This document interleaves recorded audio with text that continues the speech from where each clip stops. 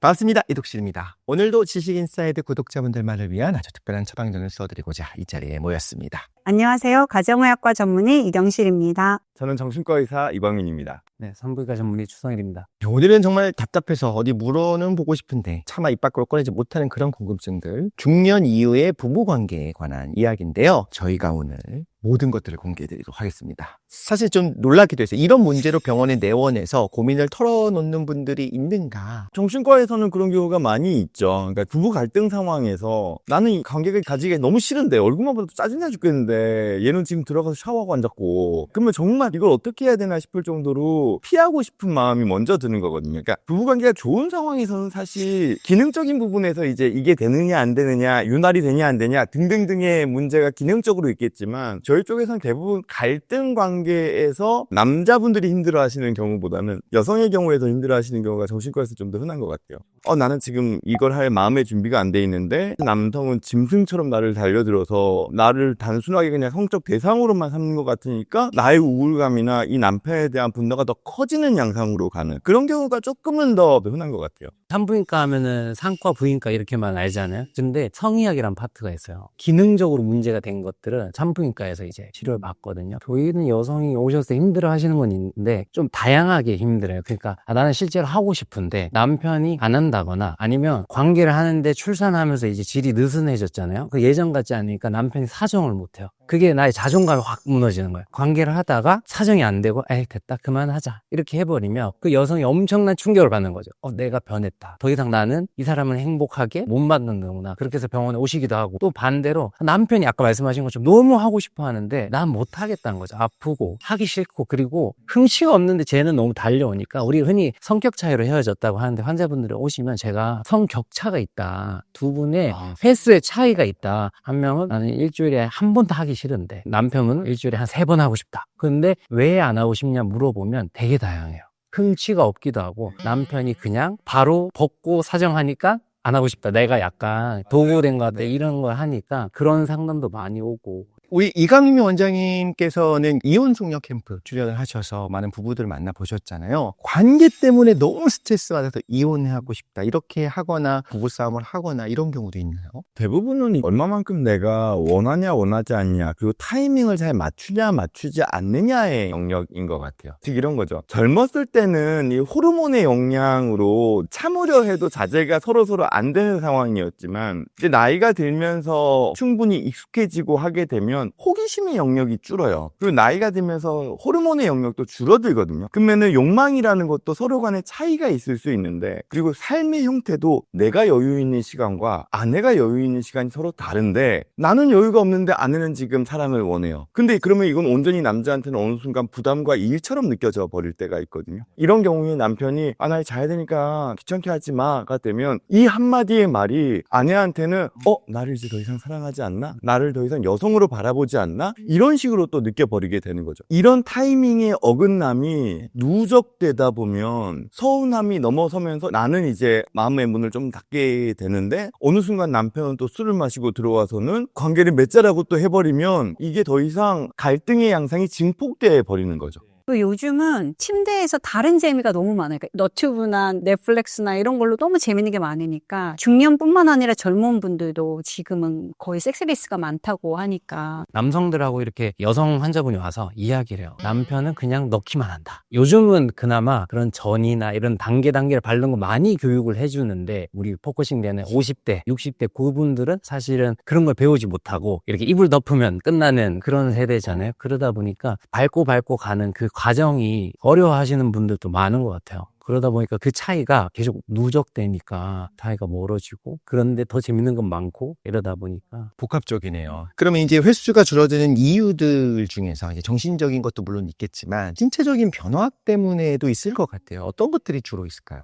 일단 첫 번째는 폐경이라는 건 결국에 난소 호르몬 공장이 기능이 끝난다는 뜻이에요. 그 난소 호르몬이 떨어지면 심신의 변화가 오는데 뭐 예민하고 과민하고 그런 것도 생길 뿐만 아니라 애당초 질 분비물이 안 나와요. 그런 윤활액이 안 나오니까 삽입할 때 아프죠. 성의학에서 오르가즘으로 가려면 0단계, 1단계, 2단계 뭐 여러 개로 나누는데 마이너스 1단계가 있어요. 그게 통증 단계예요. 통증이 있으면 오르가즘 못 간다. 근데 그 통증을 이제 시작하니까 안 가고 싶은 거죠. 두 번째는 난소에서 만들던 테스토스테론도 줄게 됩니다. 남성 호르몬이 주니까 여성의 성욕도 역시 주는 거예요. 흔히 알기로는 테스토스테론은 남자만 있다고 생각하는데 그렇지 않고 여성도 난소에서 테스토스테론을 만드는데 얘가 기능을 안 하니까 욕구도 안 생기는데 하면 아프고 그리고 남편 밉고 이러니까 이제 안 하는 거죠. 왜냐면 남편이 이쁘다, 와이프 이쁘다 뭐 이렇게 이쁜 말을 안 해주거든요. 이게 저도 왜 그런가 했거든요. 왜 나이가 들면 다시 가정으로 돌아올 법도 한데, 즉 40, 50대까지 열심히 뭐 사회생활 하면서 가족 못 돌보다 보니 부부간의 관계가 조금 서먹서먹해지고 때로는 좀 이렇게 갈등도 좀 있다가 이제 내가 은퇴할 때쯤도 되면 이제 여유가 생기잖아요. 시간적으로 남성들이. 그러면 이제 다시 부부 중심으로 돌아오면 서로서로 뭔가 좀 맞춰가려고 노력도 하고 그럴 것 같은데, 문제는 정신과적으로 나이가 들면 성격이 고착돼요. 젊을 때는 환경에 따라가지고 나의 성격이나 이런 것들이 적응해 나가면서 그 상황들을 맞추는데 40대, 50대, 60대로 넘어가 버리면 행동의 패턴 자체나 관계의 패턴이 안 바뀌는 거죠. 내 환경은 바뀌어 있어도 그걸 바꾸려고 하는 노력이 중년 초반부터 좀 필요한 것 같아요. 그래서 나이가 들어도 정말 중요한 게 호기심인 것 같기는 해요. 대부분의 저한테 그 부부 상담 오시는 분들이 보면은 일상생활이나 상대방의 감정이나 이런 거에 대해서 상대방에 대한 호기심 1도 없어요. 뭐가 힘든지도 궁금하지 않고, 뭐가 즐거운지도 궁금하지 않고, 뭐가 맛있는지도 궁금하지가 않아지는 거예요. 그러면 당연히 호기심이 없는데 그 관계가 어떻게 가까워질 수 있겠어요. 그러니까 나이가 들수록 잊지 말아야 되는 게 호기심이라는 이야기를 정신의학에서는 진짜 많이 얘기하거든요. 근데 그게 부부간에서도 정말 중요한 거죠. 자, 그리고 중년 이후에 이제 각방을 쓰는 분들이 있을 거예요. 같이 도저히 못 자는 분들이 있어요. 코 고는 소리가 너무 크다든가 뒤척이는 게 크다든가. 그런데 각방을 쓰면 안 된다는 얘기도 많았던 것 같아요. 일단 문화적인 걸 보면 이래요. 예전 같으면은 부부가 한 이불 덮어야지 부부가 따로 자는 게 말이 되냐, 약간 이런 게 사회 전반적인 문화였다면, 지금은 아이 중심으로 바뀌었잖아요. 아이를 누군가가 옆에서 같이 재우는 문화가 우리나라만의 독특한 문화거든요. 일찍 아이를 그 누군가가 재우다 보니까 어느 순간 부부가 떨어져서 자는 게 30,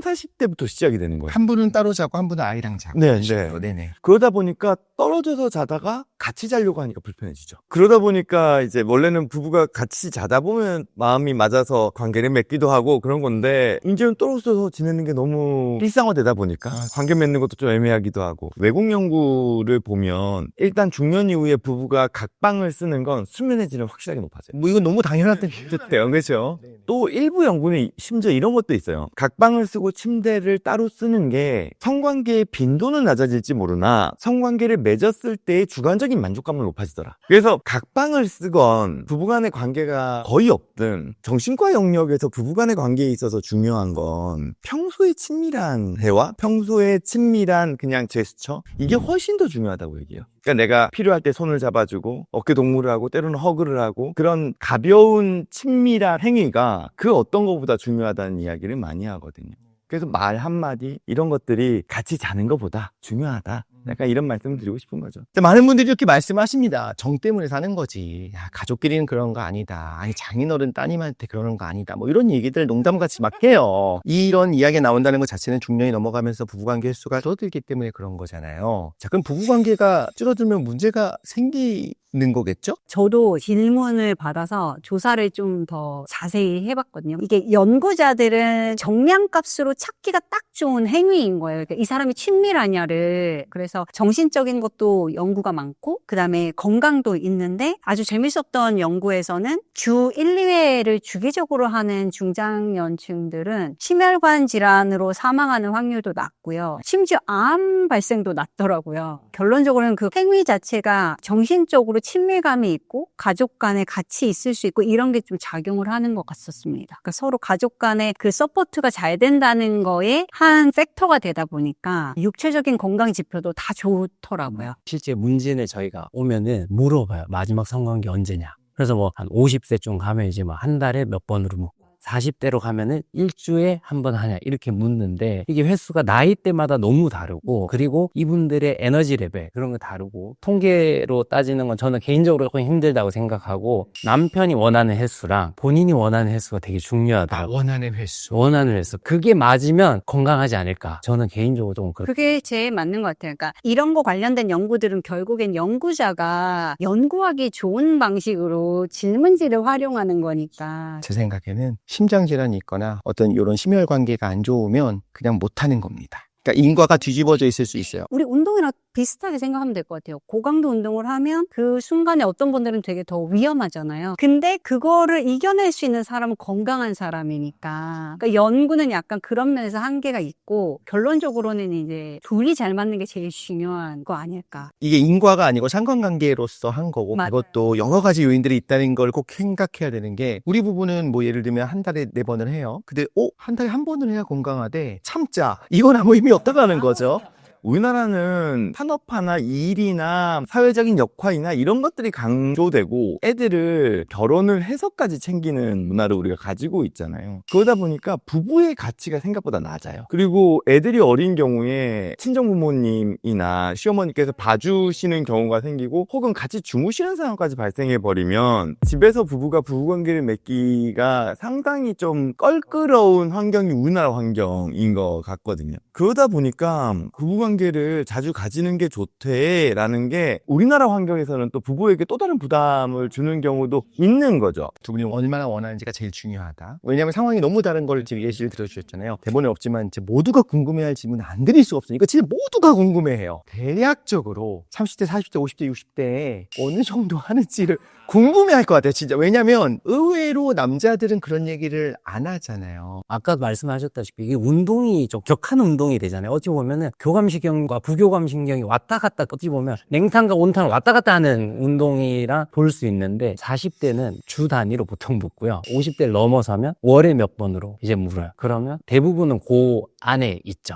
근데 50대, 60대를 넘어섰을 때 신체 변화가 되게 크거든요. 해경 이후에 몸이 변하게 되면 흥치도 안 생기는 데다가 아프기도 하고 제가 믿기도 하고 막 이러니까 이제 안 하죠. 그러니까 50대에 내가 관리를 하는 사람은 훨씬 더 횟수가 높을 거고 관리 안 하는 분들은 횟수가 완전히 제로로 점점 벌어지는 거예요. 그런데 부부관계 수가 떨어지는 이유는 결국에 폐경이 가까워오면서 호르몬의 변화 때문인 것이 일반적인 우리가 생각하는 거잖아요. 근데 반대로 부부관계 횟수가 줄어서 오히려 폐경이 앞당겨진다라는 얘기도 있다는데 안 그래도 이 기사를 제가 보긴 했는데 아까 말씀하신 그런 통계 자료나 이런 것들은 사실은 그 사이에 블랙박스가 확인이 안 돼요. 예를 들면 이제 성생활 적은 사람이 폐경이 빨리 온다면 사실은 성관계 없는 사람은 그럼 다 와야 되는 거죠. 근데 그런 위험 인자가 없거든요. 그러니까 논문은 이렇게 나왔을지언정 입증된 정도는 아니고 제가 봤을 때는 이제 성생활 적다는 거는 아까 말한 건강이 이제 적다 보면 기본적인 나의 운동 그다음에 나의 생활 습관 이런 것들이 안 좋다 보니까 이르지 않나 앞당기고 이런 거는 그냥 유전이다. 엄마가 좀 늦게 폐경을 하면 딸도 그렇고. 그럼 이 타이밍에 사실 궁금한 게 이제 저희가 다른 방송에서도 계속 이야기가 나왔었어요. 폐경한 다음에 생긴 여러 가지 문제들. 그래서 이제 호르몬 요법들을 하잖아요. 그러면 이걸 늦추는 것처럼 인위적으로 만들면 미뤄지나요? 폐경 후에 이제 호르몬 치료를 하면 예전에는 처음에 나왔을 때 이게 완전히 혁신적이었잖아요. 이제 극복한다 했더니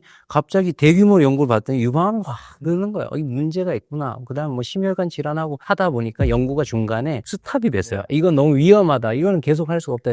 스탑을 했는데 이제 봤더니 이거는 다 그런 건 아니다. 50세, 60세 지나면 심혈관이 약간 꾸덕꾸덕해지는데 거기다가 이걸 부으면 안 좋구나 해서 오히려 60세 이전에 잘 쓰면 더 좋다. 더 건강해진다로 또 트렌드가 한번 바뀌었어요. 그랬더니 모두가 또 이제 영양제처럼 이제 한 거예요. 왜냐면 진시 황제가 아마 여자였으면 나는 이걸 쓰지 않을까 할 정도로 좋은 점이 되게 많아요. 일단 덜 늙어요. 이거를 50대부터 계속 쓴 사람이 70살, 75살이 오면 전혀 완전히 달라요. 요즘 특히나 저속노화도 많이 이야기하는데 근손실이 적게 생겨요. 중년의 섹스리스에도 도움이 될 수 있겠네요. 또 건강하게 있을 수 있으니까. 남성분들도 얘기를 할 필요가 있을 것 같아요. 마음은 원이 반대로 안 된다. 뭐 이런 부분도 많이 있을 것 같은데 실제로 어떤지. 여성과 좀 차이는 남자분들은 좀 서서히 떨어지니까 서서히 떨어지는 거에 잘 모르시는 분들도 있고 그러니까 의학적으로 남성분들은 이제 40대 중반부터 1, 2%씩 테스토스테론이라는 남성 호르몬이 줄어들고 보통 여성분들은 50대 이후면 거의 95% 이상의 분들이 이제 폐경인 상태지만 남자분들은 50대 이후여도 30% 정도의 분들만 의미 있게 테스토스테론이 떨어지거든요. 그러니까 아마도 이 차이가 좀 있고 저희 환자들 중에도 육체적, 정신적으로 피로감이 있어서 아침에 검사를 해보면 테스토스테론이 떨어졌으면 그거를 채워주는 치료했죠. 근데 단순히 이 수치만 낮다고 이걸 바로 처방하는 건 아니고요. 설문지처럼 그 남자분의 성적인 문제, 육체적인 문제, 정신적인 문제로 설문을 해서 그 점수가 뭐 27점 이상 이렇게 되면 이 두 개가 동시에 만족을 하면 채우는 것이 확실히 효과가 있다. 이렇게 알려져 있어요. 그러면 남성 호르몬 자체가 실제 그 발기랑 비례하나요? 비례한다는 연구들이 이제 대부분 있고요. 운동 강도나 퍼포먼스가 좋아진다 이런 연구들도 있죠. 그런데 3.5 이하인 사람에 대해서 대체요법을 했을 때 의미 있는 변화가 있는 거지. 예를 들어 5 정도 된 사람이 10을 만들고 싶어 이러면서 채운다고 발기 능력이나 뭐 이런 게 더 좋아지고 이런 거는 아직 연구에서는 의미가 없다고 나와 있습니다. 제가 보기에 처방을 하면서 느끼는 거는 그 발기력 그런 것보다 일상의 활력? 뭔가 내 삶의 만족과 활력이 막 그 젊은 20대처럼 그런 활력은 아닌데 그냥 자기 만족감이 좀 생기시는 게 훨씬 큰 것 같아요. 한번 내가 활력이 너무 떨어졌다. 한 번 정도는 네. 검사를 받아보는 것도 검사를 좀 정확하게 하시려면 오전 중에 오시는 게 오전에 피 뽑습니다. 아픕니다. 정말 좋은 말씀 해주셨어요. 그래서 지금 이 방송을 보시면서 갑자기 이제 옆에 이제 손을 살짝 잡으려고 가면 좀 민망하잖아요. 그래서 꿀팁을 한번 주셨으면 좋겠는데 그럼 어떻게 슥 하고 접근하는 게 좋을지. 실제 오면은 이걸 어떻게 말해요? 저는 어떤 체위가 좋고 성격차가 있으니까 그 차이를 극복하기 위해서는 말을 하면 되는데 말을 못 하겠다. 실제 대화를 안 하게 되는 거죠. 사실은 나는 일주일에 한 번은 하면 좋겠다. 한 달에 한 번 했으면 좋겠다. 어떤 체위를 좋아하는지, 어떤 자세를 싫어하는지 한 번도 이야기 안 했는데 해보는 게 중요하다고 말씀드려요. 그러면 어떻게 말해요? 부끄럽게. 우리가 지금까지 산 세월이 30년인데 이걸 갑자기 그냥 말하라고 해요. 그냥 말해보세요. 안 되면 소주 한 잔 들고 그냥 한번 어떻게 하면 좋아? 이게 처음에 하기는 쉽진 않지만 어쨌든 그런 정도의 노력은 해봐야 한다는 부부니까요. 그냥 할 수 있는 거죠. 그러니까 초반에 그랬으면 괜찮아. 젊을 때부터. 근데 안 하고 살다가 30년 만에 사실 나는 예를 들면 당신 이렇게 하는 게 너무 싫었어. 난 이게 너무 좋았어라고 하면은 지금까지 못했다는 거야 라든가 이 사람이 갑자기 나이 들더니 왜 이래? 이런 얘기를 들으면 너무 또 이거에 대한 두려움 때문에 그래서 강제로 우리 선생님들께서 내가 원한 게 아닌데 병원에서 보내줬지 뭐야? 이런 식으로 하는 걸 좀 하면 어떨까? 오라고 합니다. 같이 오세요. 부부 같이 오세요 하면은 그 이야기 대신 해줘요. 남자는 성관계 할 때 여성들이 불만족스러워하는 것 중에 하나가 남성들이 생각하는 전이는 되게 간단하거든요. 이렇게 키스, 가슴, 삽입. 근데 그 여성이 그게 다가 아니거든요. 전신의 성감대라고 표현할 정도 너무 많고 언어적인 표현도 중요한데 남성은 시각적인 것과 딱 거기만 포커싱 돼 있는데 그거에 대해서 조율을 사실 해보지 않았다. 그래서 조율을 하라고 해보고 안 되면 오시라. 그 이야기를 제가 해드리겠다. 이렇게 보통 말씀드리면 모시고 오는 분이 있고 하는 분도 꽤 많아요. 이야기 됐다. 그래서 일주일 몇 회 하기로 했다. 이렇게 삽입하겠다. 그러면 이제는 제가 도와드릴 수 있는 거는 통증이 있으세요? 통증 제가 조절해 드릴게요.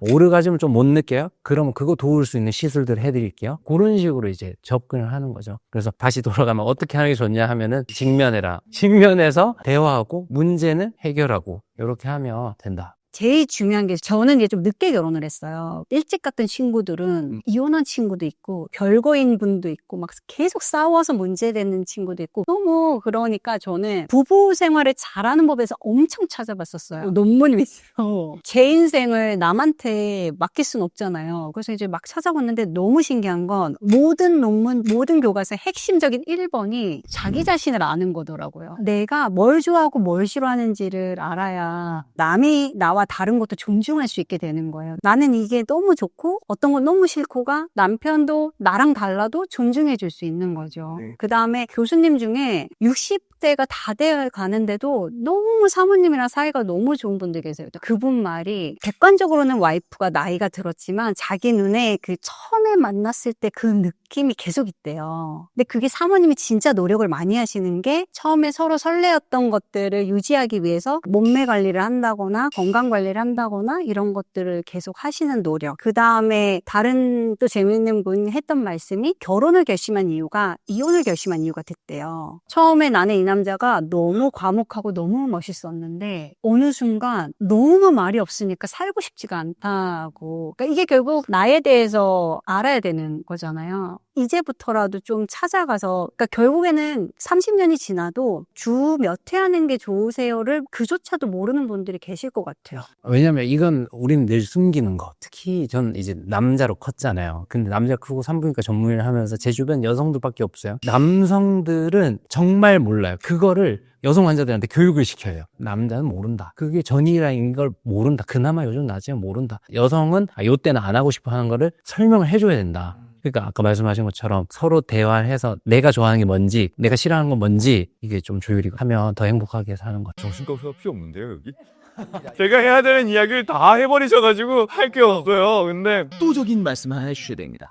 이제 정답, 해답을 알려줘요. 근데 이게 앞서 말씀드린 거랑 동일해요. 저는 젊었을 때 관계를 열심히 가질 수 있었던 건 그쪽 영역에 대한 호기심이 있었기 때문이에요. 근데 어느 순간 나에게 가장 소중했던 내 옆에 있는 사람에 대한 호기심이 뚝 떨어져 버렸기 때문에 그냥 서로서로 각자 인생 각자 사는 것처럼 살아가는데, 우리가 다시금 나중에 결국에는 남는 건 우리 둘밖에 없으니 우리가 그 호기심을 가지려고 하는 것, 그게 처음에는 친밀감으로 가져갈 거예요. 얘랑 나랑 그냥 가볍게 같이 시간을 보내는 거, 같이 산책하는 거, 그리고 조금 여행도 같이 가는 거. 근데 제가 최근에 진료를 보다가 중년 부부가 있으셨는데 아내분이 갑자기 남편이 자기를 늘 데려가더래요. 그게 왁싱샵이었어요. 새로운 걸 해보는 거예요. 요즘 젊은 애들한테 이게 인기를 하면서 전신 제모를 하신 거예요.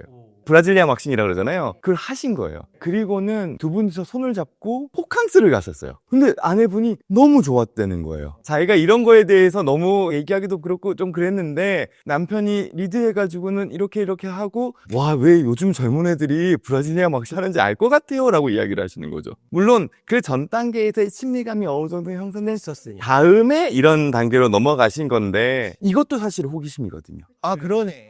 이것도 호기심이거든요. 오늘의 핵심 단어는 호기심. 그게 결국에는 우리로 하여금 낯선 영역에 대한 호기심이 있어야지 내가 새로운 것들을 시도해 볼 수 있는 것 같아요. 호기심을 키울 수 있는 약은 없나요? 근데 나이 들어서의 호기심은 무조건 노력인 것 같아요. 나이 들어서의 호기심은 내가 잘 모르고 나의 익숙하지 않은 영역에 대한 호기심을 일부러 더 갖는 거예요. 그럼 노력이에요, 노력.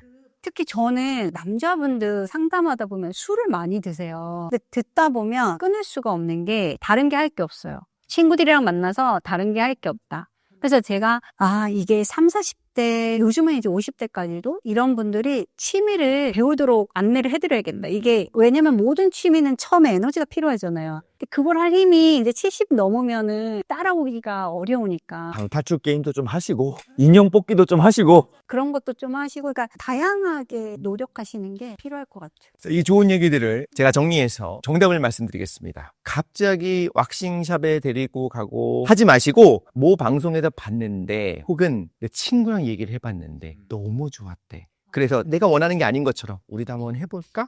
정말 태어나서 처음 느끼는 그런 거였대. 그래도 관계가 너무 좋아졌대. 호기심을 자극하는군요. 그렇죠. 남 얘기인 것처럼 해야 돼요. 그렇게 해서 훨씬 더 지금까지 느꼈던 행복보다 더 기분 좋은 어떤 그런 삶을 살 수 있는 거잖아요. 제 와이프가 이걸 보진 않겠죠?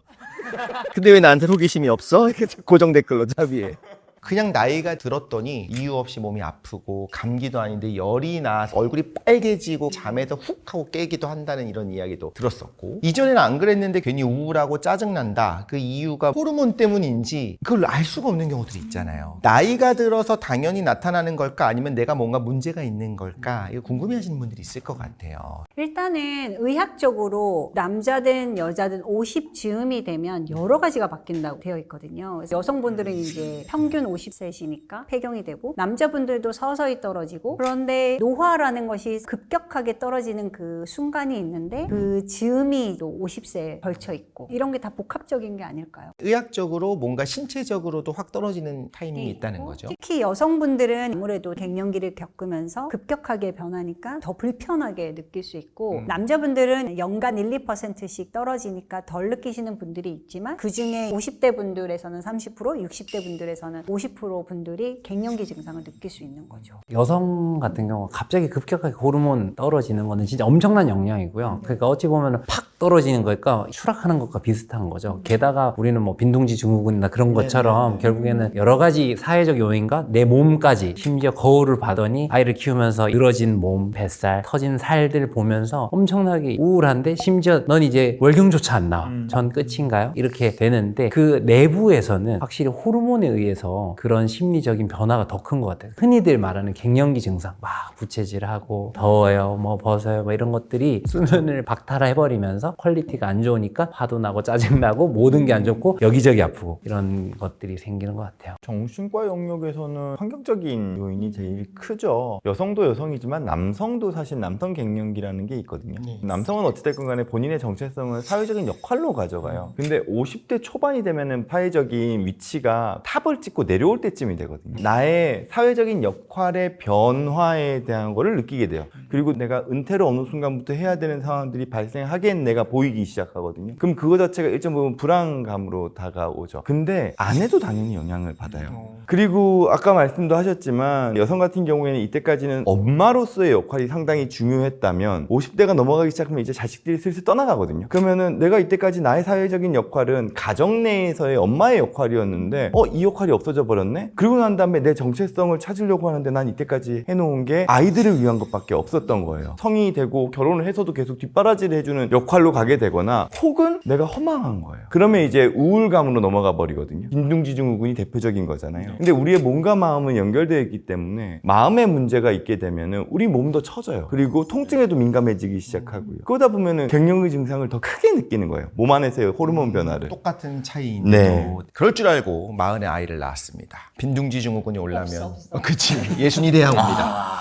갱년기라는 게 이름 자체가 주는 별로인 느낌이 있어서 내가 뭐 갱년기라는 걸 인정하지 않는 분들이 많이 있으실 수도 있고 근데 여성분들 같은 경우에는 어쨌든 신체적으로 확실하게 갱년기가 왔구나의 증상이 있는데 남성들은 있다라고는 하지만 이게 테이퍼링 되는 것 좀 천천히 오니까 어느 순간에 내가 받아들이기가 힘들 수도 있을 것 같아요. 근데 이걸 인정 못하는 게 더 큰 문제가 될 수도 있다는 얘기를 들었거든요. 갱년기라는 것 자체가 우리한테 주는 의미는 역할 변화에 대한 경고 사인이에요. 이때까지는 되게 에너지 높고 활기차게 인생을 살아왔다면 이제는 너가 다른 영역에서 에너지를 균형을 맞추면서 내 소중한 것들을 지켜나가는 방식으로 삶의 방식을 바꿔야 돼 라는 경고 사인이 갱년기라는 거거든요. 남성 같은 경우에는 내가 이때까지는 남들한테 인정받기 위해서 애를 쓰면서 살았다면 이제는 내가 인정보다는 내 삶이 좀 더 소소하게 즐거운 방식의 사회적인 역할을 찾아가려고 하고 그 가운데 가족이라는 걸 챙기는 방향으로 가라는 의미가 있고요. 아내 같은 경우에는 이때까지는 내가 아이들 중심으로 살았다면 이제는 나도 좀 챙기는 방식으로 삶의 방식을 바꿔가라는 사인이거든요. 근데 그 사인을 무시하고 기존의 방식을 계속 가져가게 되면 나는 당연히 내가 이때껏 쌓아왔던 성취를 못 가져가요. 그러면 그만큼을 좌절로 가져가거든요. 그럼 당연히 본인의 자존감이 떨어져 버리죠. 갱년기 증상이 우리한테 주는 우리 삶의 의미에 대한 걸 캐치를 해야 된다는 거죠.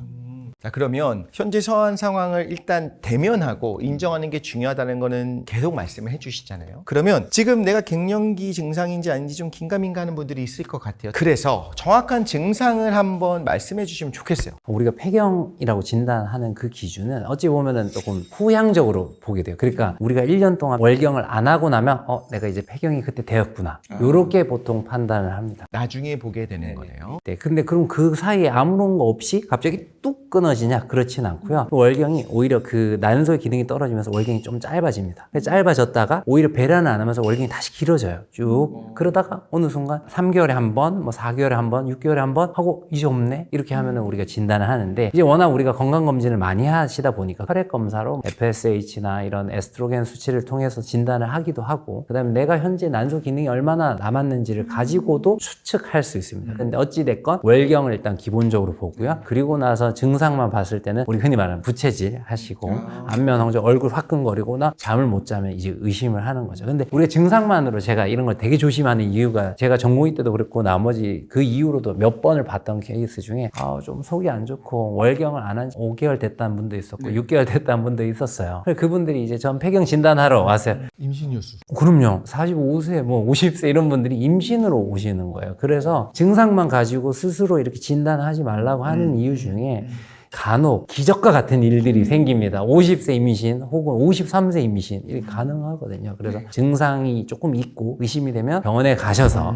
정확하게 진단 받으시는 거예요. 네. 남자분들은 성적인 문제, 또 신체적인 문제, 정신적인 문제가 한꺼번에 있다 하면 이제 상담을 하고 검사를 하는 게 필요할 것 같습니다. 좀 그런 얘기 들었어요. 남자도 마찬가지로 운동 미리 안 해놓으면 남자 갱년기 때 너무 힘들어지니까 그 전에 무조건 해놔야 된다고. 그러니까 그게 운동을 하시는 분들은 기본적으로 또 규칙적인 생활을 하시는데 규칙적인 생활을 한다는 게 아까 말한 여성 호르몬이나 남성 호르몬, 코티졸, DHEA 이런 물질들을 만드는 부신이란 장기도 계속 잘 쓸 수 있게 되는 거거든요. 그러니까 폐경이 되고 남자분들도 실제 고안에서 나오는 테스토스테론이 떨어져도 다른 부위에서 이제 조금씩 만들 수 있기 때문에 덜 불편한 것 같고요. 정신과에서는 갱년기 증상의 대표적인 건 일단 불안이에요. 이게 환경 변화잖아요. 그리고 내 몸의 변화고요. 그러니까 이때까지 내가 예측해왔던 모든 삶의 영역들이 어느 순간 불확실의 영역으로 바뀌어버리는 거예요. 내가 과연 잘할 수 있을까? 우리 아이들 내가 떠난 다음에 나는 뭘 하지? 내 정체성은 어떻게 되는 거지? 내가 나중에 노후 준비는 어떻게 하지? 이런 불확실성에 대한 게 불안으로 올라오니까 불안에 의한 반응들이 나타나요. 불안에 대한 대표적인 반응은 생각이 많아져요. 왜냐면 불확실성이 많아지니까 뻗어나가는 거예요. 이런 것도 생각해야 되고 저런 것도 생각해야 되고 남들이 나를 이제 어떻게 볼지에 대한 것까지 생각하게 되고 생각이 많아지면 무조건 잠 못 자요. 그리고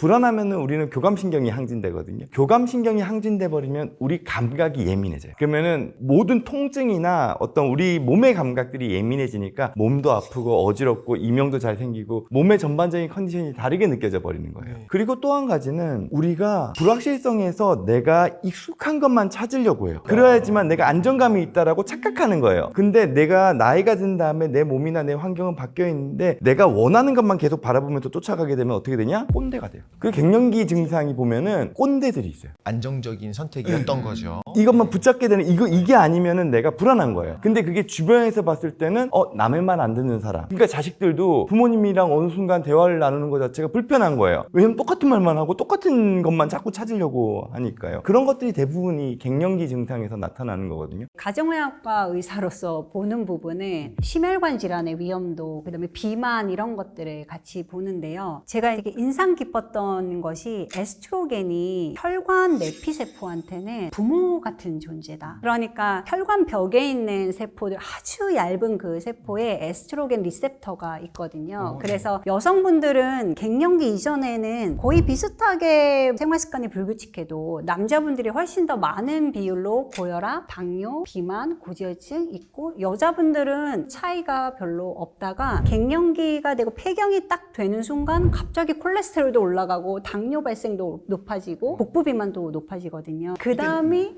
골다공증. 골다공증은 뼈가 약해져서 뭐 어떤 증상이 있는 건 아닌데 뼈가 약해질 수 있으니까 그런 부분도 잘 관리가 되어야 됩니다. 갱년기 겪을 수 있는 다양한 시적 변화가 있어서 어떻게 대처해야 되는지 방법이 있을 거라고 생각이 들어요. 많은 분들이 스트레스 받아 하시는 것 중에 몸의 열감, 왜 생기는지를 알아야 대처 방법이 있잖아요. 왜 생기는지와 더불어 해결 방법이 있는지 솔직하게. 호르몬이 갑자기 떨어지면서 사실 뇌에서 엄청난 많은 변화가 일어나는데 다 밝히진 못했어요. 근데 온도를 조절하는 중추에 뭔가 기능이 장애가 생기는 게 아닌가. 왜냐하면 에스트로겐이 없는 것 때문은 아니거든요. 여성 중에서도 에스트로겐이 한참 전에 없거나 애당초 없는 사람들인데 그런 사람들은 이런 갱년기 증상을 안 겪어요. 그러니까 있다가 없어져야 된다. 그렇기 때문에 에스트로겐이 팍 없어지면서 생기는 이런 온도 조절 중추의 문제라고 보는데 그러니까 원래는 내 호르몬이 온도 조절을 잘 관리해줬는데 안 되면 에어컨이 집에서 25도, 26도 잘 맞춰주면 좋잖아요. 그게 안 되면 어떻게 해야 되죠? 창문을 열든지 아니면 부채질을 하든지 다른 방법을 하는 것처럼 옷을 얇은 걸 여러 겹 입든지 그 온도 변화에 대해서 내가 잘 못 맞추니까 그 다음에 많은 사람들이 있어서 뭐 좀 불편한 자리에는 조금 피한다든지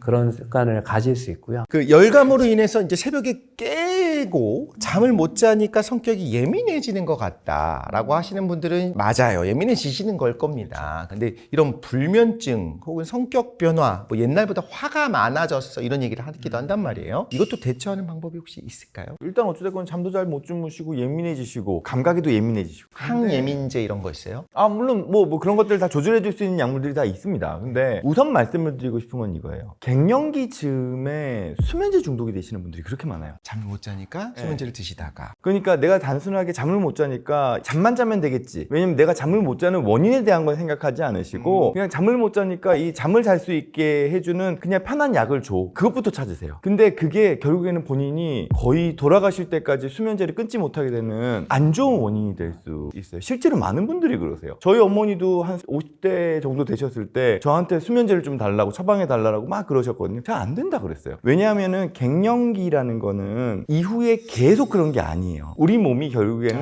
네. 환경이든 몸 안에서의 호르몬 변화에 적응을 하게 돼 있어요. 그 시기에 나타나는 일시적인 불면이에요. 일시적인 예민함이고요. 그거를 단순하게 약으로 해결하려고 그러면은 약에 의존이 되면서 그다음부터 계속 약을 써야 되는 상황으로 넘어가 버리는 거예요. 그래서 본인이 왜 잠을 못 자는지에 대한 내가 왜 예민해지는지에 대해서 중독성이 비교적 없는 약물로 조절을 하려고 애를 써야 돼요. 그래서 우선은 잠을 자는 데 있어서는 그래도 제가 첫 번째로 얘기하는 건 그래도 멜라토닌 계열의 약입니다. 지금은 멜라토닌 계열의 약이 의학용으로 처방을 하는 약들이 있기 때문에 그런 약들이 서카디안 리듬을 잡는 데 도움을 줘요. 술도 도움이 되는데 네. 그렇죠. 술도 도움이 됩니다. 근데 술을 건강하게 대체할 수 있는 물질이 뭐냐? 신경안정제예요.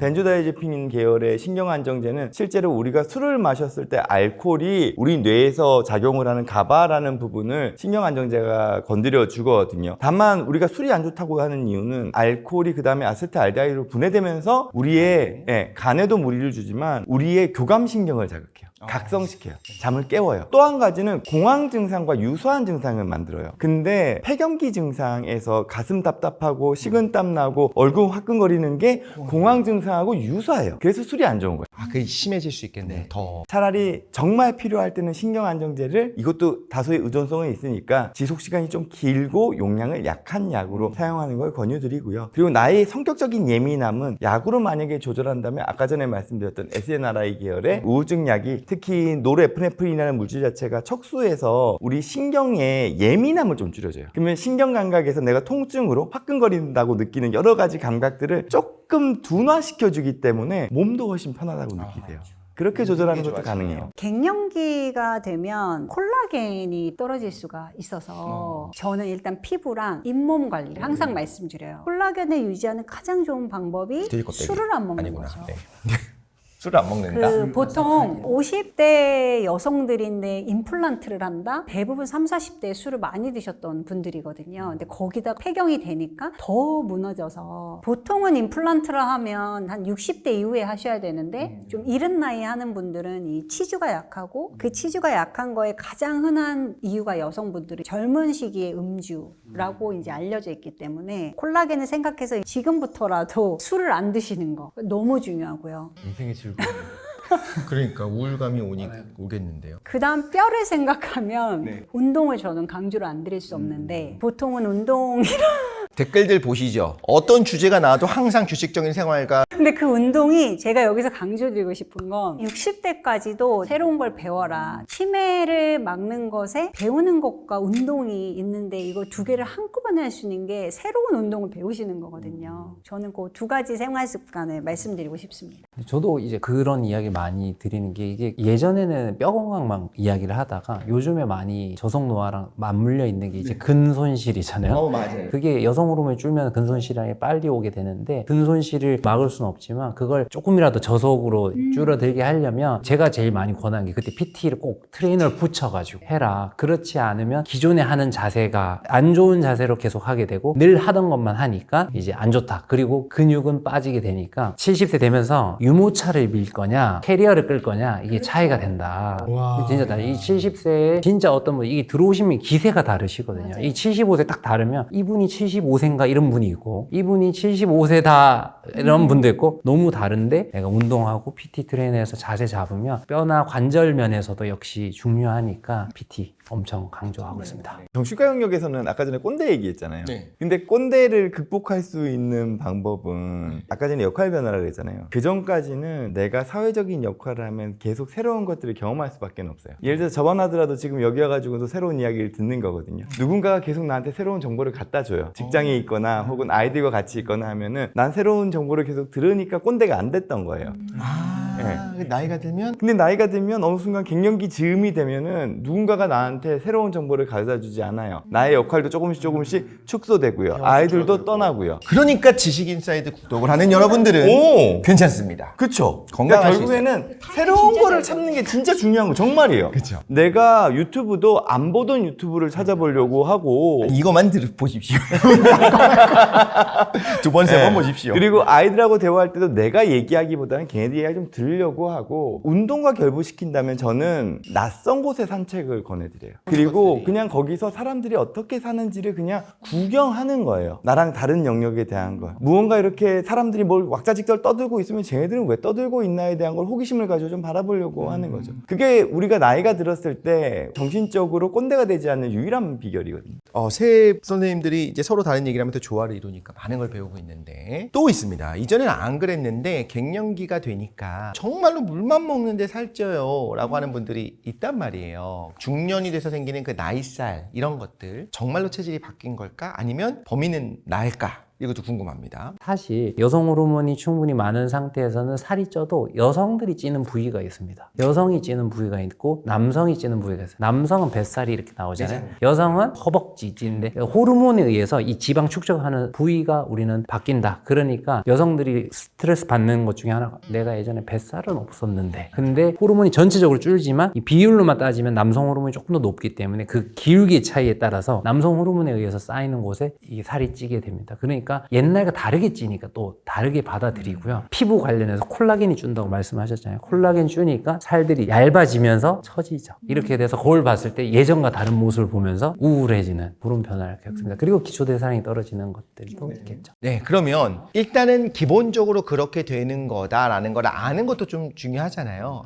내가 요즘 너무 심하게 막 살았나 이게 아니고 배경에 가까워지면서 자연스럽게 원래 찌지 않던 부위가 생긴다는 건데 자, 관리하는 방법에 대해서 가볍게 여쭤보겠습니다. 여성분들은 아까 말씀하신 것처럼 더 젊었을 때는 이제 가슴과 허벅지에 살이 찌는데 갱년기가 되고 나면 이제 복부를 중심으로 다 내장 지방이 많아지는 게 문제인데요. 근데 그거에 가장 큰 게 식생활이에요. 우리나라는 탄수화물 비율이 너무 높습니다. 중년 이후가 되면 칼국수, 수제비, 짬뽕, 짜장면 이런 면 요리로 바뀌게 되고 그 다음에 큰 문제는 중년 이후가 되면 적게 먹으면 살이 안 빠져요. 기초대사량이 줄어든 것도 있고요. 몸 입장에서는 생존 모드로 바뀌는 것 같아요. 그래서 적게 먹는구나 또 적게 먹을 수도 있는데 내 몸이 이미 노화가 됐으니 효율을 해야겠다. 그래서 저장을 하기 시작해요. 적게 먹는데 다 저장이 되는 거죠. 그래서 오히려 중년 이후의 분들은 확실히 좀 포만감 있게 드시는데 그게 이제 밀가루랑 국물 요리가 좀 아닌 게 중요하겠다.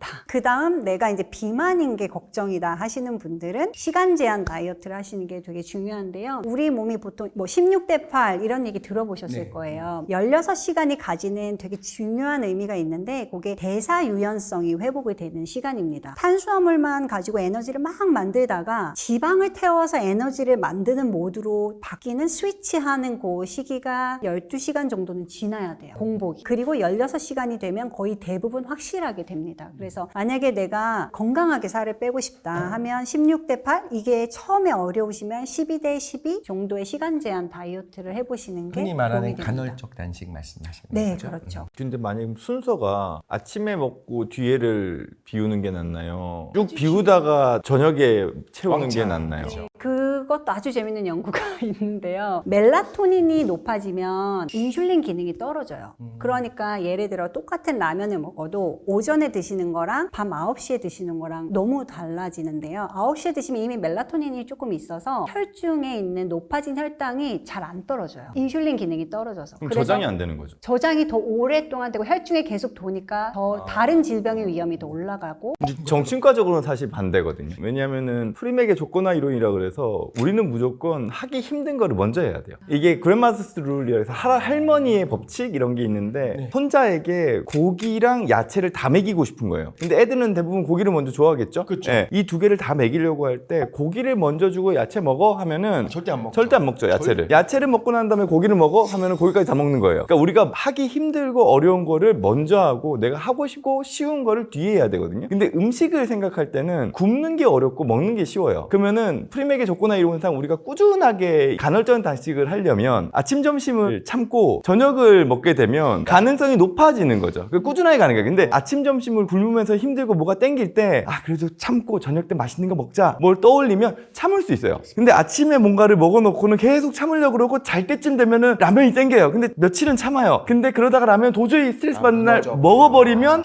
몰라 이제부터 먹어 이렇게 돼버리게 되는 거예요. 정신과적으로는 약간 그게 좀 다른 게 있어서 그 절충점이 보통 브런치로 시작하는, 그러니까 점심까지 굶는 거는 정말 그 사이에 상당히 어려움이 있어요. 일상생활 하면서 공부도 해야 되고 회사에서 생활도 해야 되니까 이런 분들을 위해서는 제가 아침 안 먹는 것까지는 허용. 중년이 되니까 우리 아빠가 잘 삐지기도 하고 좀 소녀가 된 것 같다라고 하시기도 하고 이거를 중년이 돼서 그런 거야 라고 이해라도 해주면 다행이지 그냥 아빠가 이상해졌어 이런 경우도 많잖아요. 어머니는 화도 많아지고 뭐 대장부가 된 것 같다 이런 말씀하시는 분들이 있거든요. 그런 부모님의 갱년기 증상이 이렇게 나타날 때 자녀들이 도울 수 있는 방법이 있는지 혹은 도와야 되는지 이런 의견들이 좀 궁금합니다. 저 같은 경우는 사실 생각했던 게 한 3개 정도 있습니다. 첫 번째는 바짝 엎드려라. 부모가 그렇게 막 불같이 이렇게 하는데 엄마 왜 그래 갱년기야? 이렇게 같이 맞부딪히면 그 엄마가 스스로 더 힘들다. 그걸 뭐 엄마가 화나서 그런 게 아니라 그런 호르몬 변화 때문인데 그걸 맞불로 붙으면 엄마가 나중에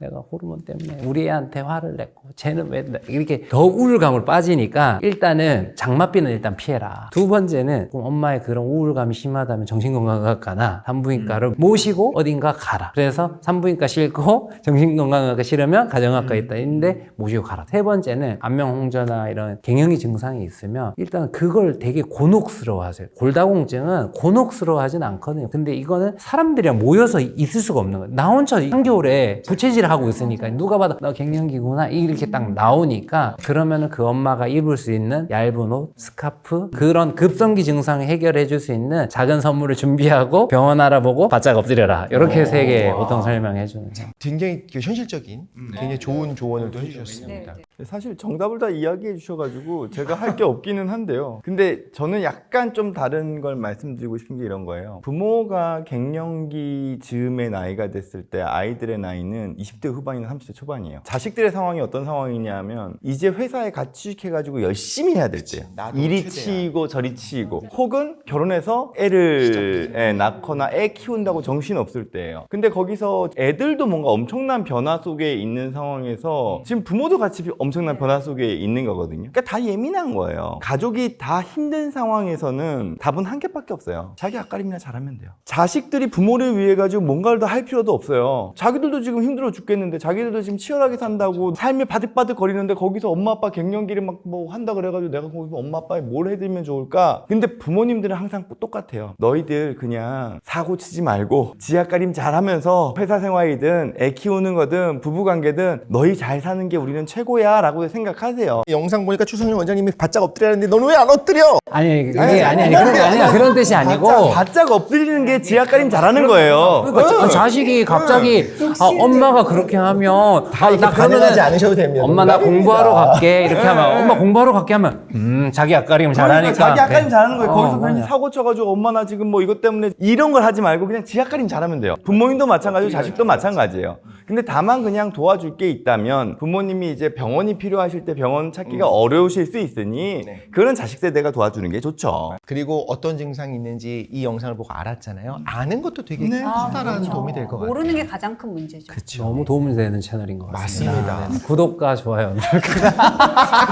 자, 이번 주제는 바로 부모가 되면 성격이 바뀌는 이유입니다. 그런 분들이 많이 있나 봐요. 부모가 되면서 성격이 바뀌는구나. 아이를 키워보신 분들이라면 한 번쯤 공감하실 만한 내용일 것 같은데 육아를 하기 전엔 나도 내가 이런 줄 몰랐는데 혹은 내가 애들한테 이럴 줄은 몰랐다. 왜 결혼하고 아기를 낳기 전에 나는 어떤 아빠, 어떤 엄마가 되어야지 생각을 하잖아요. 분명히 이런 건 있죠. 애를 낳게 되면은 아버지나 어머니 입장에서 가장 크게 바뀌는 건 일단 책임감이에요. 어떻게 하면은 안전한 환경에서 상처 덜 받고 저 자기 앞가림은 하면서 살 수 있도록 키울 수 있을까? 근데 애를 낳고 나면은 이제 부모가 성격이 바뀐다는 건데 이거는 요즘 시대의 트렌드예요. 부모와 자녀가 있으면 과거에는 부모 중심이에요. 그렇죠. 심지어 이런 것도 있잖아요. 부모님이 먹을 게 없을 때 자식을 음식 삼아 했다는 게 효자의 약간 극단적인 형태인 것 같은 이야기마저 있었던 게 부모 공양이 자식 양육보다 우선시 됐어요. 지금은 부모 공양보다 자식 양육이 더 중요한 시대를 살고 있죠.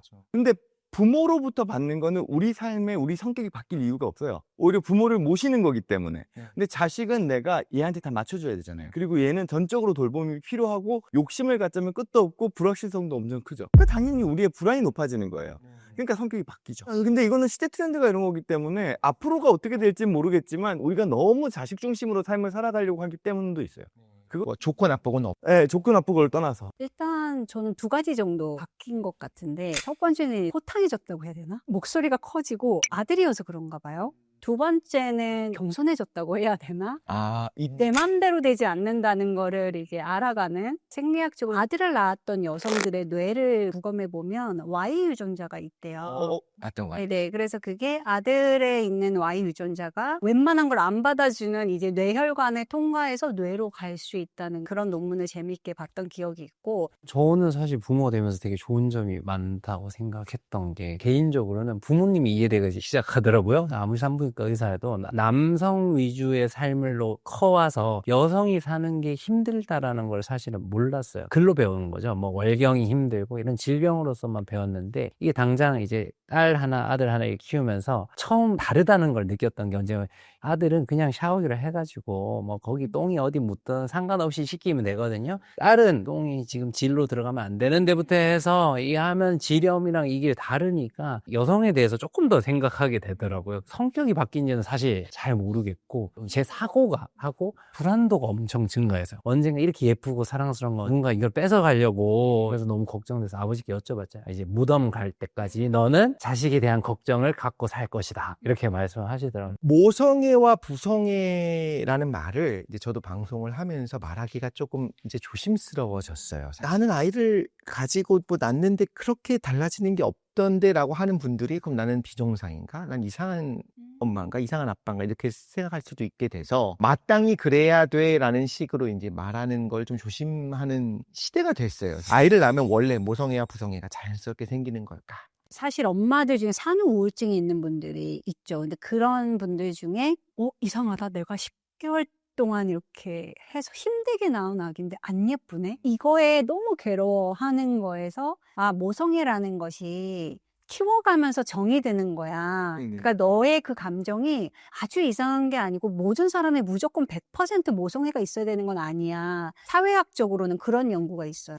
근데 모성애나 부성애가 내 자식이 예쁘다가 아니에요. 내가 얘를 어떻게든 책임지고 잘 키워야 될 텐데에 대한 마음이 모성애, 부성애거든요. 그러니까 산후 우울증이 생긴 여러 가지 이유들이 물론 호르몬의 변화도 있어요. 하지만 정신과에서는 이 아이를 내가 어떻게 감당하지? 내가 감당해야 될 텐데, 내가 돌봐야 될 텐데 여기에 대한 부담이거든요. 즉 모성애, 부성애라는 건 일종의 책임감이에요. 그럼 이런 우울증까지도 오히려 모성애 때문에 나타나는 그쵸? 그게 없으면 우리가 학대라고 얘기를 하는 거죠. 실제 뇌과학 연구에서 내 자식이 울 때는 우리 뇌에서 아미그달라라는 편도가 먼저 반응해요. 그러니까 이게 일종의 위협으로 느껴요. 그러니까 나에 대한 위험이 아니라 애랑 나랑이 동일화되어 있는 거죠. 마치 내가 불편한 것처럼 느껴지는 거예요. 그러니까 내가 얘를 어떻게든지 케어해야지라는 마음이 간다는 거죠. 그래야 나의 편도체가 또 가라앉는 거죠. 네. 같이 가는 거죠. 그래, 같이 가는 거죠. 편도는 우리의 본능적인 감각이거든요. 예. 그게 먼저 움직여요. 그렇기 때문에 그거를 우리가 부성애, 모성애가 과학적으로 아이가 태어나면 반응이 다를 수밖에 없다라고 느끼는 거죠. 요거 사실 개인적으로 좀 느낀 거면 우리가 임산부들이 너무 요즘 책임감과 죄책감에 이렇게 타인에 의해서 그런 강요당하는 게 여기도 반영이 되는 것 같아요. 그러니까 임신 자체가 너무 더 스트레스 불안 거죠. 모성애, 부성애라는 것이 없다라고 아무도 그렇게 말하지 않는데 그걸로 보통 공격할 때 써요. 넌 모성애가 있으면서 이러니? 넌 부성애가 있으면서 이러니? 그냥 적절한 양육에 적절한 돌봄에 적절한 사랑을 받고 클 수 있는 환경만 제공해 주는 거예요. 뭐 외국에서 직수입한 독일제 분유를 어쩌고 저쩌고 해가지고 항상 뭐 몇 번을 해주고 몇 번을 사랑해주고 뭐 맨날 뭐 끼고 있어야 되고 이걸 얘기하는 건 아니거든요. 지금 사회 트렌드가 바뀐 게 한몫하는 것 같아요. 자녀 중심으로 가는 게 되니까 내가 다른 사람에 비해서 또 우리나라 또 비교를 많이 하니까요. 아, 이 정도 안 하면 안 될 것 같은 스트레스를 받는 거. 거기에 대한 완벽주의를 우리가 조금 낮출 필요. 대한민국 사회가 지금 너무 완벽주의에 지금 쩔어 있어요. 그래서 지금 우리가 부모가 되면 성격이 바뀐 이유 중에 하나가 과부하 때문일 수도 있다. 원장님, 그런데 정신적인 것뿐만 아니라 아이를 낳게 되면 신체적으로 좀 변화를 하게 되잖아요. 남성들도 그렇다고는 하지만 그래도 사실 여성이 아이를 낳으니까 신체적으로 좀 변하는 부분은 뭐가 있을까요? 출산하면 여성의 바디 이미지가 많이 바뀐다고 보통 많이들 말하고요. 일단 임신을 하면서 여성이 성숙하는 것도 물론이거든요. 자궁이 한번 쭉 커졌다가 다시 줄면서 이 자궁에 어떤 약간의 문제들이 있었던 것들이 좀 좋아지는 부분이 있긴 있습니다. 뭐 월경통이 심했던 사람이 월경이 좋아지기도 하고 불규칙했던 사람이 불규칙적으로 바뀌기도 하고 리셋되는 네네, 조금 그런 변화가 생기기도 하고요. 자연분만을 하게 되면은 질이라는 건 되게 손상을 입히게 됩니다. 질리안이라든지 그런 몸의 변화가 생기게 되고요. 그리고 내가 임신 기간 동안에 체중이 딱 늘게 되잖아요. 뭐 10에서 한 15kg 사이를 느는데 평균 12kg 느는 걸 권고하는 상황에서 퍼센트 따지면은 20%가 는 거죠. 출산하고 나면은 한 평균 1.5kg 정도는 남게 된다. 뿐만 아니라 내 몸에 착색되는 부위도 생기게 됩니다. 임신선은 없어지긴 하지 생기고 유두의 주변도 착색되고 외음부도 착색되고 겨드랑이나 이런 부분도 좀 까매지는 부분이 있어서 이런 여러 가지 변화가 있는 데다가 이제 모유 수유가 끝나고 나면 원래대로 돌아갔으면 좋겠는데 늘어진 채로 이제 고착화가 돼버리니까 속상한 마음과 육아를 이제 하게 되면 이 내 몸을 좀 잘 못 챙기시면서 내가 아픈 것들을 조금 방치하시게 되는 것 같습니다. 그리고 그것도 있는 것 같아요. 출산을 한번 할 때 모든 관절이 한번 확 열렸다가 닫히니까 그런 것들로 인한 되게 오래가는 근골격 통증도 좀 있는 것 같고. 제가 그 부분도 사실 되게 중요한 부분인데 관리 측면이나 이런 것들을 조금 신경 쓰는 게 좋다고 생각하는 이유는 내가 신경 쓰지 않으면 아무래도 몸이나 이런 것들이 축이 뒤틀려 있어요. 그것도 있고 기본적으로 우리가 이제 좀 그 근육도 없고 체력이 좀 약한 게 있는 것 같아요. 캐나다 산부인과 학회였는데 1번 제1번이 2인분이 아니라는 걸 기억하라. 그러니까 임신하면 너무 많이 먹고 그 다음에 조심해야 된다고 운동을 탁 끊거든요. 근데 2번이 계속 운동해라. 이더라고요. 근데 이 두 개가 잘 돼야 그 이후에 이제 산후조리도 좀 쉽고 근육도 잘 보존할 수 있고 이런 것 같아요. 자, 이번에는 아직 아이를 만나지 않은 예비 부모를 위한 팁들도 이제 전문가로서 이제 말씀해 주시면 됩니다. 마음처럼 난 너무나 아이를 갖고 싶은데 아이가 차지하지 않는 분들에게 임신의 확률을 조금이라도 높이는 방법에 대한 좀 교과서적인 말씀이지만 어떻게 하는 것이 가장 확률도 높일 수 있고 좋다라고 하는 것들 뭐가 있을까요? 저건 이제 두 가지가 있을 수 있는데요. 여성 건강 상담을 2,000건 질문을 다룬 적이 있어요. 내 월격 주기에 대해서 모르는 분들이 있으시더라고요. 이 배란기와 가임기와 이런 개념에 대해서 알아야 되는 분들이 좀 계시는 것 같고 이런 걸 이미 다 아는데 임신이 안 되는 거를 걱정하시는 분들은 보통 난임병원에 가면 이제 이런 검사를 쭉 하고 또 환자분들 중에는 임신이 잘 되는 영양제가 뭐가 있냐 막 찾아서 드시는 분들이 있는데요. 결론적으로 정자의 운동성과 정자의 질에 담당하는 것은 아주 건강한 항산화 효과 그런 게 영향이 있다 보니까 규칙적인 생활, 운동, 체중 감량 이런 걸 하는 게 실제 임신 확률을 높이고 난임병원에서 처음에 이제 제안해 드린 게 비만이신 남자분들, 술 많이 드시는 분들, 담배 태우시는 남자분들은 금연, 절주, 체중 감량을 꼭 의견을 드리고 대부분 연구가 거기에 이제 의미 있게 나오고요.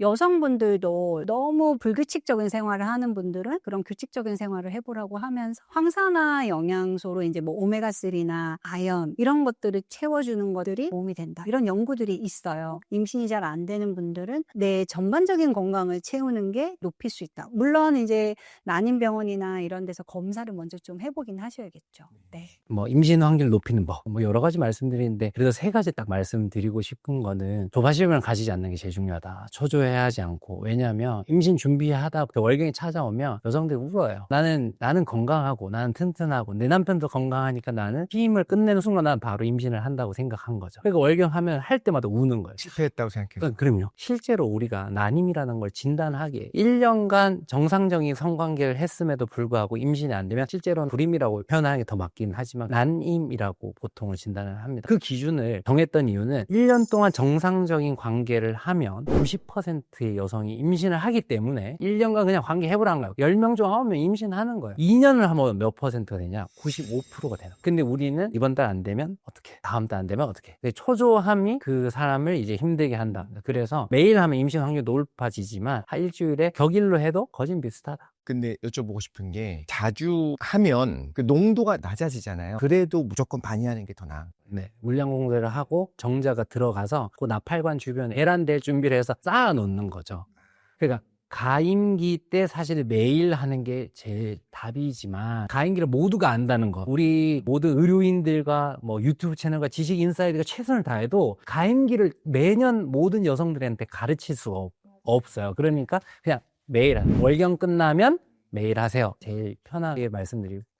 어쨌든 일주일이나 사니까. 그리고 마지막으로는 내가 언제 병원에 가야 될지. 아까부터 병원 가는 걸 되게 중시하는데 병원에 언제 가야 될지를 알고 계속 시도를 하면 된다. 35세 이전에는 1년 정도 시도를 해보고 그 다음에 35세 이후에는 6개월 정도 시도해보고 난임병원 예약을 하시면 되는데 요즘은 좀 더 일찍 예약해도 돼요. 난임병원 잘하는 데가 예약이 안 돼요.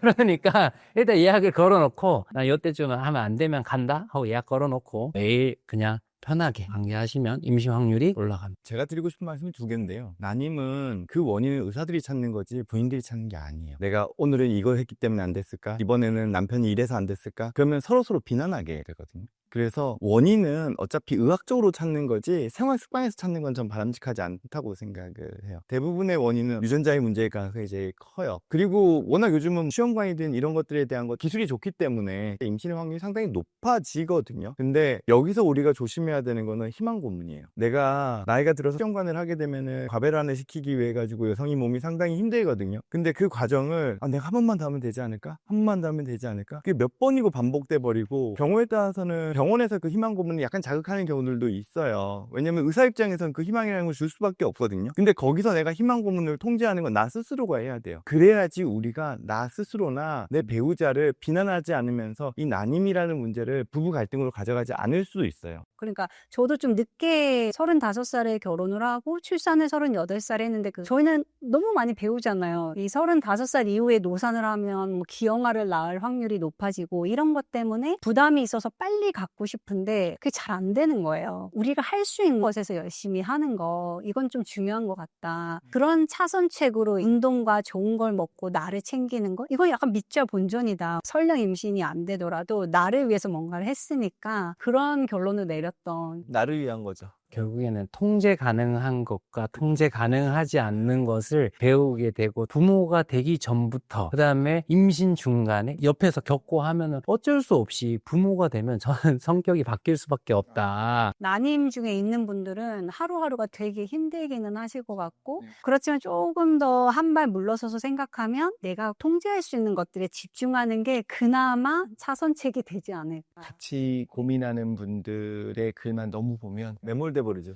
자, 그러면 이제 출산 이야기를 좀 이어서 해보자면 임산부들은 정말 절대 안정을 취해야 되고 바닥에 발이 닿으면 안 된다, 정말 조심해야 된다라고 이제 상식적으로 이야기를 한단 말이죠. 그런데 너무 과하게 안정에만 집착하는 건 또 오히려 산모와 태아에게 악영향을 끼칠 수 있다는 이야기도 있다고 하고, 그래서 이거는 무슨 얘기냐 궁금합니다. 일단 건강 측면에서는 옛날에는 농경사회에 이 일을 할 수 있는 애가 안정적으로 나와야 되니까 그리고 어찌 보면 엄마들의 건강이 후순위가 되었던 게 아닌가. 단순하게 엄마랑 아기가 실제로 건강을 하기 위해서는 원래 임신 전 운동도 유지를 하는 것으로 되고, 물론 바벨, 헥스쿼트 이런 거는 좀 그렇지만 기본적인 운동은 원래 출산 전까지 계속 유지를 하는 것으로 되어 있긴 하고요. 근데 이제 조산이 있다고 하죠. 좀 조기진통이나 이런 게 있으면 엄마들끼리 이런 표현이 있어요. 눕눕하라고 해요. 누워있으라고. 실제 그렇게 하면 근육이 싹 빠집니다. 그럼 엄마가 아까 말했던 근골격계 질환과 누운 채로 먹잖아요. 그러니까 뭐 인슐린 당뇨 이후로도 관리가 안 되고 살찌고 우울하고, 또 왜냐면 눕눕하면 뭐 해야 돼? 햇볕을 못 쬐잖아요. 내가 얘 때문에 햇볕을 못 쬐네. 이렇게 해서 정신 건강과 신체 건강이 다 안 좋아지게 됩니다. 그래서 안정에 집착하는 것, 그 다음에 태교, 이런 것들이 원래 클래식을 좋아하는 사람은 괜찮아요. 태담하고 태교하는 게 좋아하는 사람은 괜찮아요. 근데 애들 태담해야 애가 머리가 똑똑하다는데 이런 식으로 해서 안정 타령을 하면서 해버리면 오히려 스트레스가 올라가고, 그 스트레스는 조산뿐만 아니라 아이의 발달에도 엄청난 영향을 미치는 걸 되었기 때문에 결국에는 조심은 해야죠. 무게 밸런스가 바뀌니까 미끄러지기도 쉽고 틀어져 다치기 쉬우니까 조심은 하되 과하게 안정하는 것은 좋을 게 하나 없다. 이게 지금 임신이나 난임이나 유산이나 이런 거에 대한 모든 원인을 엄마한테서 찾기 때문에 문제가 생기는 거거든요. 지금은 난임에 있어서 남자의 문제가 있을 수도 있고 여성의 문제가 있을 수도 있고, 유산 관련된 거는 엄마가 뭐 너가 너무 무리해서 뭐 몸을 움직였기 때문에 아이가 제대로 못 붙은 거야 라는 식으로 얘기하는 게 아니라, 아이가 대부분 그 유전자적인 문제가 있었을 가능성이 제일 높거든요. 설령 그냥 100% 누워만 있었어도 유산이 될 가능성이 높은 상황인 거죠. 근데 그 상황에서 이 유산에 대한 책임을 여성에게 온전히 씌우려고 하는 프레임 자체가, 지금 임신하면은 초기에는 절대 안정을 해야 돼 라는 식의 잘못된 개념을 만들어 버린 거죠. 그래서 굳이 절대 안정하지 않으시고 본인이 임신한 다음에도 출산하고 난 다음에 본인의 몸의 건강을 잘 관리하는 차원에서 꾸준하게 운동이나 생활이나 사회적인 역할을 이어나가는 게 중요하다는 거죠. 이제 마지막으로 건강한 아이를 만나기 위해서 이제 산모분이 계실 때 주변 분들이 이런 건 좀 알았으면 좋겠다는 팁도 있을 것 같아요. 다 선의로 하는 일들이지만 그것이 때로는 부담이 될 수도 있고, 좀 해줬으면 했는데 안 할 수도 있죠. 선생님들이 볼 때 이건 좀 알았으면 좋겠다는 부분들이 있으면 하나씩 공유를 해주시면 좋을 것 같습니다. 저도 이제 늦게 임신이 됐고,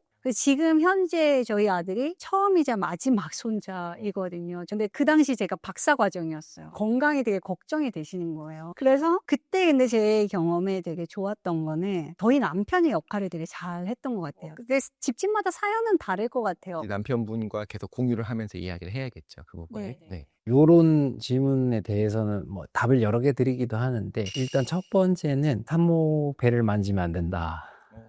여기 몇 주야? 이렇게 하시는 어른들이 있는데, 여러분, 그래, 이렇게 고생이 많다. 남의 배를. 안 했는데.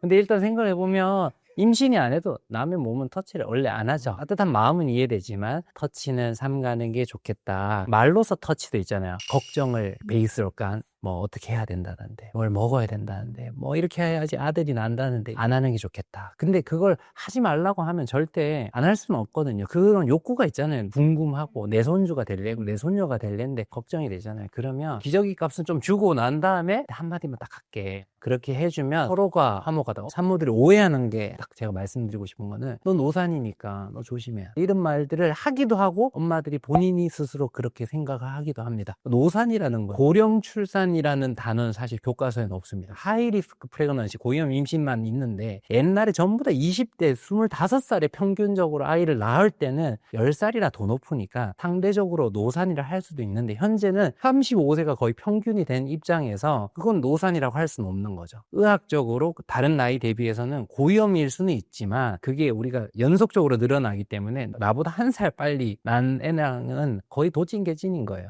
그러니까 사실은 노산은 아니다. 산부인과 수업을 들으면 고위험 임신이 되는 게 되잖아요. 그래서 고민해서 막 장애아를 낳을 수도 있고 막 이런 거를 얘기했을 때, 근데 실제는 고위험 임신이 아닌 분들에서 나오는 경우가 더 많다. 그러니까 주변의 가족들의 지지가 되게 중요한 것 같고요. 지금 말씀하신 거 듣고 나니까 보통은 수치가 뭐라고 나오냐면 몇 살 대비 몇 살이 되면 뭐 다운 증후군의 위험이 몇 % 증가한다. 그게 딱 두 개만 나와요. 그러니까 35세를 기준으로 만약에 데이터가 나와 있으면 34세에 비해서 35세 뭐 크게 차이 안 나고 이렇게 올라가는 거인데, 그냥 보면 뭐 100배가 증가한다라고 써 있는 거니까 갑자기 34세까지 괜찮다, 35세 100배 늘어난 것처럼 느끼니까 더 조바심이 느껴질 것 같거든요. 이거는 데이터들을 제대로 얘기하지 않은 의사 선생님들의 문제다.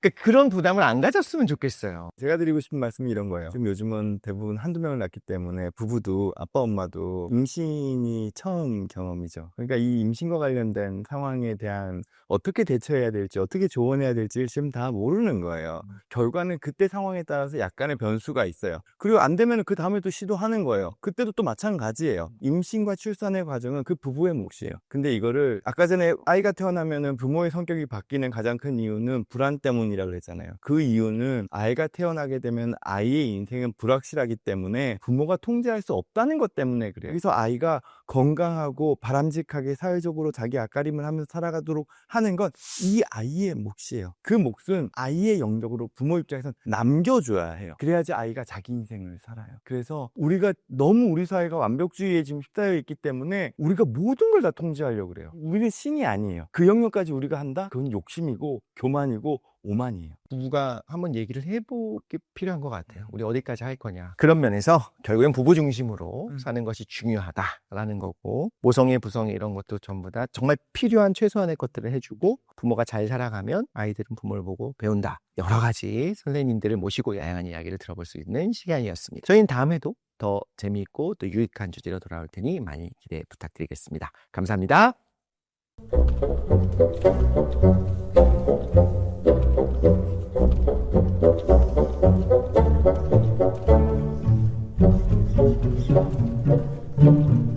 Thank you.